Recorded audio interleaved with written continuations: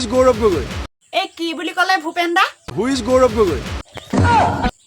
এতিয়া তাৰমানে আপুনি গৌৰৱ দাকো চিনি নাপায়।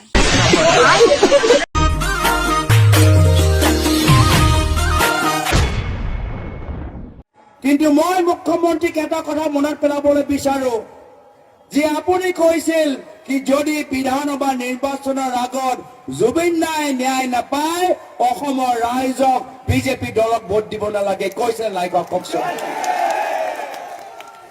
আৰু আজি আমি কি দেখা পালো যে আজি ভাৰত চৰকাৰৰ প্ৰতিনিধি ছিংগাপুৰত যোৱাৰ পিছত অসমৰ SIT ছিংগাপুৰত যোৱাৰ পিছত ছিংগাপুৰৰ চৰকাৰে কৈছে জুবিন দাৰ হত্যা হোৱা নাই। যি কথা হিমন্ত বিশ্ব শৰ্মা ডাঙৰীয়া অসমৰ বিধানসভাত ক'লে যে জুবিন দাক হত্যা কৰা হ'ল, অসম চৰকাৰৰ SIT ছিংগাপুৰত যোৱাৰ পিছতো সেই কথা ছিংগাপুৰে কোৱা নাই, ছিংগাপুৰৰ চৰকাৰে কোৱা নাই। তো কি খেল হৈছে, কি খেল হৈছে? অসমৰ SIT যোৱাৰ পিছতো ভাৰত চৰকাৰৰ বিদেশ মন্ত্ৰালয় ছিংগাপুৰ যোৱাৰ পিছতো ভাৰতৰ মুখ্যমন্ত্ৰী কোৱাৰ পিছতো কিয় আজি ছিংগাপুৰৰ চৰকাৰ কৈছে যে জুবিন দাৰ মৃত্যু হোৱা নাই?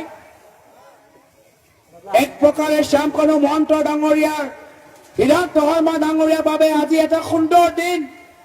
ছিংগাপুৰ কোৰ্টত তেওঁলোকে ৰেহাই পাই গ'ল। তো কি ধৰণৰ তদন্ত চলি আছে, কি ধৰণৰ কথাবোৰ ভাৰত আৰু ছিংগাপুৰ চৰকাৰৰ মাজত চলি আছে? আমাৰ প্ৰশ্ন উত্তৰ পোৱাতকৈ আমাৰ প্ৰশ্ন আৰু বেছিয়ে হৈ গৈছে। সেইকাৰণে আমি কৈছো যে বাস্তৱ সত্য কি, বাস্তৱ কথা কি? কংগ্ৰেছৰ নেতৃত্বৰ চৰকাৰ অহাৰ পিছত 100 দিনৰ ভিতৰত আমি জুবিন দাক আমি ন্যায় দিম। Who is Gaurav Gogoi? এই কি বুলি ক'লে ভূপেন দা? Who is Gaurav Gogoi? এতিয়া তাৰমানে আপুনি গৌৰৱ দাকো চিনি নাপায়। গৌৰৱ গগৈ কি সুপ্ৰিম কোৰ্টৰ চিফ জাষ্টিছ নেকি? যে কংগ্ৰেছে কেনেকৈ ক'লে এখন তাৰমানে কোৰ্ট উইল বি কণ্ট্ৰল বাই কংগ্ৰেছ? গৌৰৱ গগৈ কেনেকৈ বিচাৰ দিব? গৌৰৱ গগৈ কোন? ন্যায়ালয়ে কোন তাৰিখে বিচাৰ দিবলৈ ক'বলৈ? কংগ্ৰেছে যে 100 দিন নিৰ্ধাৰণ কৰিছে, তাৰমানে গুৱাহাটী হাইকোৰ্ট, সুপ্ৰিম কোৰ্ট ইয়াক মানে কংগ্ৰেছে নিয়ন্ত্ৰণ কৰিব নেকি? জুবিন গাৰ্গ ডাঙৰীয়া যেতিয়া মৃত্যু হৈছিলে সেই সময়ত মই কংগ্ৰেছত আছিলোঁ। কংগ্ৰেছেও যেনেকৈ জুবিন গাৰ্গৰ হত্যাৰ পুংখানুপুংখ তদন্ত বিচৰা হৈছিলে, তেনেকৈ বিজেপিয়েও কৈছিলে যে আমি পুংখানুপুংখ তদন্ত কৰিম। তাৰপিছত তৎকালীনভাৱে চাৰ্জশ্বিট দিয়া ব্যৱস্থা হ'ল। জুবিন গাৰ্গৰ যেতিয়া তিথিবিলাক আহিছিলে, তিথিবিলাকত সকলো ৰাজনৈতিক দল মত নিৰ্বিশেষে অসমৰ ৰাইজে তেওঁৰ মৃত্যু তিথি, তেওঁৰ জন্মতিথি আয়োজন কৰিছিলে আৰু বিজেপি দলেও ৰক্তদান কৰিছিলে। গতিকে আপুনি ৰক্তদানটোতকৈ মহান দান একো নাই। মই কংগ্ৰেছত থাকোঁতে ময়ো লখিমপুৰত চবতছে ডাঙৰকৈ তেওঁৰ মৃত্যু মাহেকীয়া তিথিটো মই আয়োজন কৰিছিলোঁ।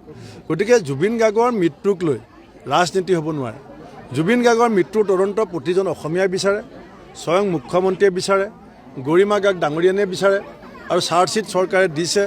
এতিয়া বিচাৰলৈ ন্যায়াধীন বিষয়, তাত গৌৰৱ গগৈ কেনেকৈ বিচাৰ দিব? যিটো চাব জুডিচ matter, who is Gaurav Gogoi? Gaurav Gogoi কোন? ন্যায়ালয়ে কোন তাৰিখে বিচাৰ দিবলৈ ক'বলৈ? গৌৰৱ গগৈ কি সুপ্ৰিম কোৰ্টৰ চিফ জাষ্টিছ নেকি? নে গৌৰৱ গগৈ হাইকোৰ্টৰ চিফ জাষ্টিছ? তেওঁ ক'ত অধিকাৰ পালে ন্যায়ালয়ৰ ওপৰত মাত মাতিবৰ কাৰণে? মই ভাবোঁ ন্যায়ালয়ে এইটো চৌমতৰ কেছ ল'ব লাগে কংগ্ৰেছৰ ওপৰত, যে কংগ্ৰেছে কেনেকৈ ক'লে এখন তাৰমানে কোৰ্ট উইল বি কণ্ট্ৰল বাই কংগ্ৰেছ। কংগ্ৰেছে যে 100 দিন নিৰ্ধাৰণ কৰিছে, তাৰমানে গুৱাহাটী হাইকোৰ্ট, সুপ্ৰিম কোৰ্ট ইয়াক মানে কংগ্ৰেছে নিয়ন্ত্ৰণ কৰিব নেকি? কংগ্ৰেছে পৰিচালনা কৰিব নেকি? কোৰ্ট সদায় সকলোৰে ওপৰত, তাত কোনো কংগ্ৰেছে ডেট ফিক্স কৰি দিব নোৱাৰে। পিছে মামা আপুনি কিন্তু জুবিন দাৰ ন্যায়টোহে নিদিলে। ন্যায় দিলে, পিছে মামা এই ন্যায়টোনো কেতিয়া দিলে? আমাৰ কাৰণেতো আজি কোৰ্টত কেছ হ'ল। আজি আমি যদি নাথাকিলোহেঁতেন, ছিংগাপুৰে ৰেহাই দিয়াৰ পিছতো কেছ চলি থাকে নেকি? ক'ব লাগে ছাৰ আপোনাক ধন্যবাদ, 6 মাহলৈকে আপুনি কাকো বেইল ল'ব দিয়া নাই, আকৌ উল্টা কৈ থাকে। পিছে মামা যদি কেনেবাকৈ এইবাৰ গৌৰৱ দা জিকি যায় তেনেহ'লে 100 দিনৰ ভিতৰত জুবিন দাক ন্যায় দিম বুলি কৈছে। জুবিন গাৰ্গৰ নাম কংগ্ৰেছে নিৰ্বাচনী ইস্তাহাৰত আনি এটা অক্ষমনীয় অপৰাধ কৰিছে। কাৰণ জুবিনে নিজেই জীৱনটো কৈ আছিল পলিটিক্স নকৰিবা বন্ধু। গতিকে মই ভাবোঁ যে কংগ্ৰেছে ৰাইজৰ ওচৰত ক্ষমা খুজি নিৰ্বাচনী ইস্তাহাৰৰ পৰা এই শব্দটো জুবিনৰ নামটো উদ্ৰ কৰি দিব লাগে। এই মামা অখিল দাই কৈ আছে ভাৰতৰ প্ৰধানমন্ত্ৰীজন বোলে বহুত মিছলীয়া। এই কিয় ক'লে মানে মামা এই জুবিন দাক যে ন্যায় দিয়া নাই সেইটো কাৰণে কৈছে আকৌ। অ' মামা প্ৰধানমন্ত্ৰীজনটো মিছলীয়া মানুহ। আমাৰ ভাৰতবৰ্ষৰ প্ৰধানমন্ত্ৰীক মানুহে ফেকুৰাজ বুলি কয়, মিছলীয়া। গতিকে প্ৰধানমন্ত্ৰীৰ প্ৰচাৰে বিশেষ একো প্ৰভাৱ নেপেলায়। আপোনালোকে নিজে দেখিছে যে প্ৰধানমন্ত্ৰীৰ সভাত আজি মানুহেই নাই। পিছফালে গোটেই চকী হাজাৰ হাজাৰ চকী খালী। কেলে? কাৰণ তেওঁ ইমান মিছা কথা ক'লে। আমাৰ অসমীয়াত এটা সাধু কথা নাই জানো, এই যে বাঘ ওলাইছে বাঘ ওলাইছে বাঘ ওলাইছে বাঘ ওলাইছে কৈ থাকে। তেওঁলোকে ইমান বিদেশী বিদেশী বিদেশী বুলি ক'লে, তাৰপিছত উল্টাই বিদেশী আনিলে। আৰু এতিয়া তেওঁলোকে 10 বছৰ শাসন চলাই শেষ কৰিলে। কেন্দ্ৰীয় চৰকাৰত 14 বছৰমানেই হ'ল, 13 বছৰমান হ'ল। 13 বছৰ শাসন কৰাৰ পাছতো তেওঁলোকে বিদেশী খেদিব নোৱাৰিলে। এতিয়া বোলে তৃতীয়বাৰ শাসন কৰিলেহে তেওঁলোকে বিদেশী খেদিব পাৰিলে। গতিকে এনেকুৱা অদ্ভুত কথা কোৱা, 2 নম্বৰী কথা কোৱা, প্ৰধানমন্ত্ৰীৰ কথাই কোনোপধ্যে অসমত প্ৰভাৱ নেপেলায়। আৰু সেইকাৰণে আজি প্ৰধানমন্ত্ৰীৰ সভাত মানুহৰ সমাগম দেখা পোৱা নগ'ল। তেওঁৰ চকীবিলাক সভাৰ চকীবিলাক খালী থকা দেখা গ'ল।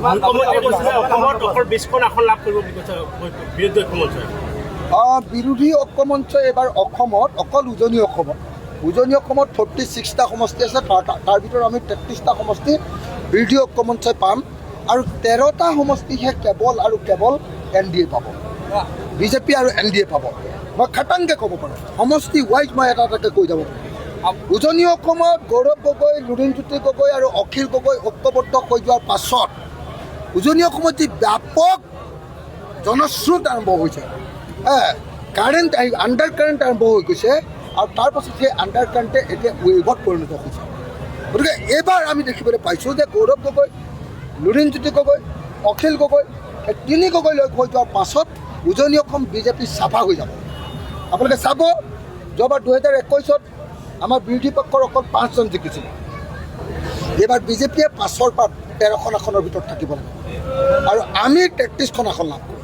আপোনালোকে নিশ্চিন্ত হৈ থাকক, আমি 33খন আসন লাভ কৰোঁ। কয় যে ইলিগেলভাৱে কংগ্ৰেছে আপোনাক 20 বাৰ জেল দিলে আৰু বিজেপিয়ে 16 বাৰ। তথাপিও আপুনি মিত্ৰতা কিয়? মিত্ৰতা, বিজেপি এটা ফেচিষ্ট শক্তি, বিজেপি এটা কমিউনেল শক্তি। বিজেপিয়ে গোটেই দেশখন একদম বন্ধকত দি দিছে বিদেশী কোম্পানীক। গতিকে এই বিদেশী কোম্পানীৰ পৰা দেশ বচাবৰ কাৰণে, নৰেন্দ্ৰ মোদীৰ দেশ বৃত্তিৰ পৰা অসমক বচাবৰ কাৰণে, দেশ বচাবৰ কাৰণে, আৰু মূল্যবৃদ্ধিৰ পৰা মানুহক বচাবৰ কাৰণে, আৰু এই যে ব্যৱসায় বাণিজ্য চব ধ্বংস কৰি দিলে তাৰ পৰা দেশক ৰক্ষা কৰিবৰ কাৰণে আৰু দেশৰ গণতন্ত্ৰ ৰক্ষা কৰিবৰ কাৰণে এইটো অকল আটাইতকৈ ডাঙৰ কথা। আৰু সেইকাৰণে আমি সকলো বিৰোধী দল ঐক্যবদ্ধ হৈছোঁ।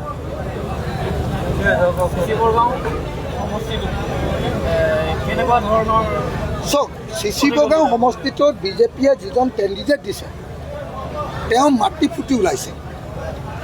তেওঁ কোনোদিন মানুহে কোনেও চিনিও নাপায়, জানিও নাপায়।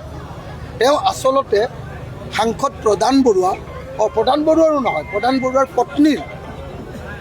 পত্নীয়ে টিকেটটো পাবলৈ লৈছিলে নহয়। তাৰপিছত গালি খাইহে বন্ধ হৈ গ'ল। প্ৰধানমন্ত্ৰীয়ে কাটি দিলে। প্ৰধানমন্ত্ৰীয়ে কাটি দিয়া প্ৰধান বৰুৱাৰ পত্নীৰ আপোনাৰ কি গছৰ মুঢ়াটো, মানে তাৰ বিকল্প হিচাপত এটা গছৰ মুঢ়া ৰূপে কি নাম মানুহজনৰ? জীৱন গগৈ। তেওঁৰ নামটো কেতিয়াও মানুহে কোনো শুনা নাই এই সমষ্টিত। জীৱন গগৈ নামৰ মানুহজনক দিছে। মানুহজনৰ আপুনি চেহেৰাটো চালে ধৰিব পাৰি যে তেওঁ কেতিয়াও ইলেকশ্যনত জয়ী নহয়। কিন্তু তেওঁ যাতে জয়ী হয় তাৰ কাৰণে কূটকৌশল ব্যৱহাৰ কৰি প্ৰধান বৰুৱাই নন্দী ভিংগি নে কি নাম আছিলে, নন্দীগিৰি নামৰ এজন মানুহক এবাৰ নিৰ্বাচনত উঠাইছে যাতে আমাৰ ভোটবিলাক তেওঁ ভাঙিব পাৰে। গতিকে নন্দীগিৰি নামৰ মানুহজনে ভোট কাটাৰ হিচাপে, ভোট ভাগ কৰা মানুহ হিচাপে, ভোট কাটি দিব পৰা মানুহ হিচাপে তেওঁ 70 কোটি টকাৰ কিবা এটা ঠিকাৰ কাম পইচা পাবলৈ বাকী আছে। সেই টকা মুকলি কৰিবৰ কাৰণে আজি চিচিবৰ গাঁও সমষ্টিৰ ৰাইজক ফোনবন্দী কৰিব গৈছে। তেওঁ আমি দেখিছোঁ যে তেওঁৰ যথেষ্ট টকা পইচা বিলাই আছে, কিন্তু চিচিবৰ গাঁও সমষ্টিৰ ৰাইজক মই কৈছোঁ যে নন্দী ভিংকিয়ে যদি কিবা পইচা বিলাই লৈ লওক, কিন্তু কোনো পধ্যে তেওঁ ভোট দিব নালাগে। কাৰণ তেওঁ কেৱল আৰু কেৱল তেওঁ 70 কোটি টকা যিটো পাবলগীয়া আছে চৰকাৰৰ পৰা, সেই 70 কোটি টকা যদি নাপায়, নেপাব বুলি ভয়তহে প্ৰধান বুঢ়াৰ নিৰ্দেশ অনুসৰি তেওঁ নিৰ্বাচনত আছে। পাগল হৈ নটটো সৰি গৈছে, বাকী একো কথা নাই।